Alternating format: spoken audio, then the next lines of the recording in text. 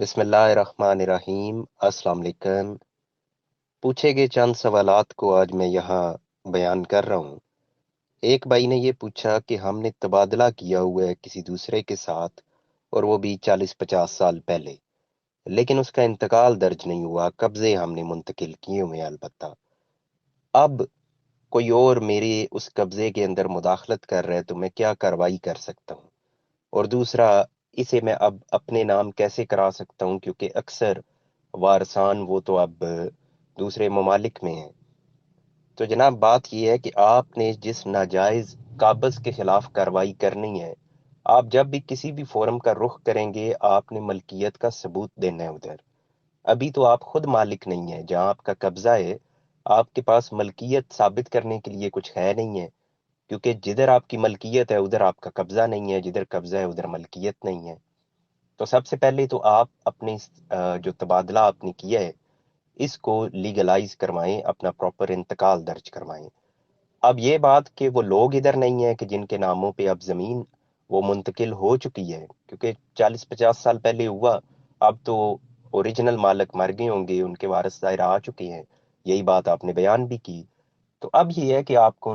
ان سے یعنی بیانات کروانے پڑیں گے۔ اگر وہ نہیں ہیں ادھر تو پھر عدالتی کارروائی کے ذریعے آپ کو یہ کرنا پڑے گا، اور اگر وہ لوگ موجود ہیں یا پاور آف اٹارنی بھیج دیتے ہیں تو اس کے ذریعے پھر آپ یہ سارا پروسیس مکمل کروا سکتے ہیں۔ نیکسٹ یہ پوچھا گیا ہے کہ 800 کنال زمین ہے اور یہ 2 بیٹے اور 4 بیٹیوں میں تقسیم کرنی ہے۔ یہ میں یہاں واضح کر دوں کہ سوالات جب پوچھے جاتے ہیں تو اس میں فیکٹس اینڈ فگرز کچھ اور ہوتے ہیں، میں اکثر نام بدل کے یا اس طرح ایریا ٹوٹل کتنا ہے رقبہ وہ چینج کر کے، تاکہ کسی کا یہ عیاں نہ ہو کہ یہ سوال کس کا ہے۔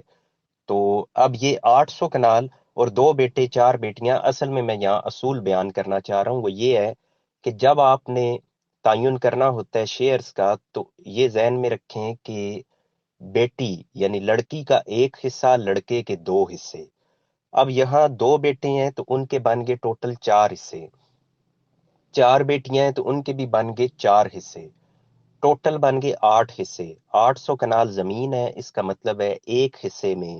100 کنال زمین آئے گی، تو 100 کنال ایک بیٹی کو مل جائے گی، اسی کو ڈبل کر لیں، 200 کنال وہ بیٹے کو مل جائے گی۔ یہ اس کی سمپل ترتیب ہے۔ نیکسٹ یہ بھائی پوچھتے ہیں کہ تعمیل مختص کا کیس کیا۔ اب تعمیل مختص کا کیس کیا ہوتا ہے کہ جب آپ سٹامپ پیپر کے اوپر زمین خرید لیتے ہیں، بعد میں دوسرا بندہ آپ کو رجسٹری نہیں کرا کے دیتا تو آپ عدالت میں دعویٰ کرتے ہیں، دعویٰ تعمیل مختص، سوٹ فار اسپیسیفک پرفارمنس۔ تو یہ اس میں جاننا چاہ رہے ہیں کہ ہمیں عدالت نے کہا ہے کہ آپ نے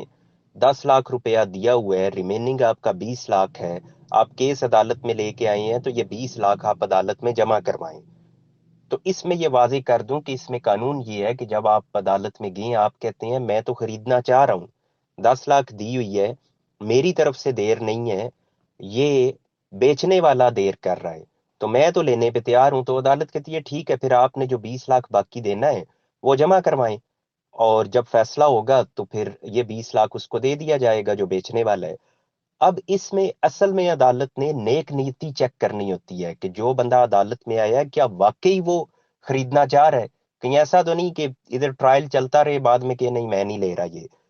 تو وہ اس لیے یہ کہا جاتا ہے کہ جتنی آپ کی ریمیننگ اماؤنٹ ہے وہ آپ عدالت میں جمع کروا دیں، اور جیسے یہ حکم دیا جائے آپ نے کرانی ہوتی ہے، بلکہ حکم کیا آپ نے اس سے قبل ہی عدالت کو خود ہی کہنا ہوتا ہے کہ میں باقی اماؤنٹ جو ہے جو ریمیننگ ہے وہ میں جمع کرانے پہ تیار ہوں عدالت میں۔ اچھا جناب، نیکسٹ اس میں یہ ہے کہ عدالت کی اگر کوئی ڈگری آ جائے تو محکمہ مال کے اوپر اس کی کتنی پابندی ہے؟ تو جناب محکمہ مال بالکل پابند ہے کہ جو ڈگری آ جائے عدالت کی، سول کورٹ کی، اس پہ انہوں نے عمل کرنا ہے، چاہے وہ انہیں لگے کہ یہ غلط بھی ہے، پھر بھی انہوں نے اس کے اوپر عمل کرنا ہے، کیونکہ عدالت وہ زیادہ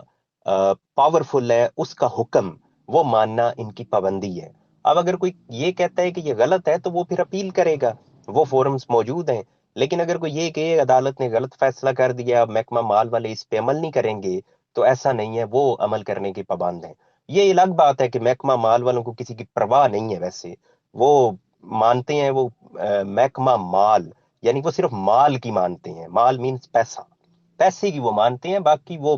جو مرضی انہیں کوئی کہتا رہے، وہ ویسے پابندی نہیں کرتے، لیکن میں نے کیونکہ قانون بیان کرنا ہوتا ہے تو قانون میں نے بیان کیا کہ قانون یہ ہے کہ جب سول کورٹ کا فیصلہ آ گیا تو یہ پابند ہیں اس پہ عمل کرنے کے۔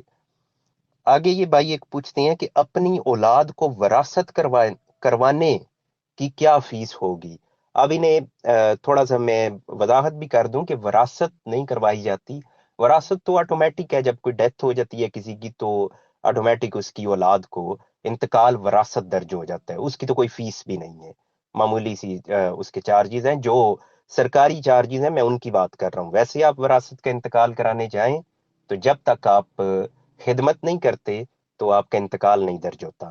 تو بہرحال وراثت کی کوئی فیس نہیں ہے۔ ان کا ایکچوئل سوال یہ تھا کہ یعنی وہ ہبہ گفٹ کرنا چاہتے ہیں اپنی اولاد کو تو اس کی کیا فیس ہے؟ تو گفٹ کی صورت میں کیونکہ اولاد جائز وارث ہے تو اس میں نرمی دی گئی ہے ٹیکس میں، اور وہ یہ ہے کہ آپ نے 2%، اگر آپ اربن ایریا میں ہیں تو آپ نے 2% ٹیکس ادا کرنا ہے۔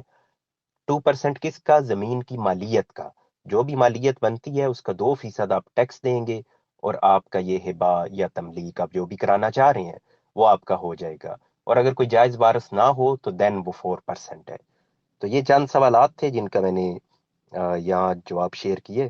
باقی انشاءاللہ پھر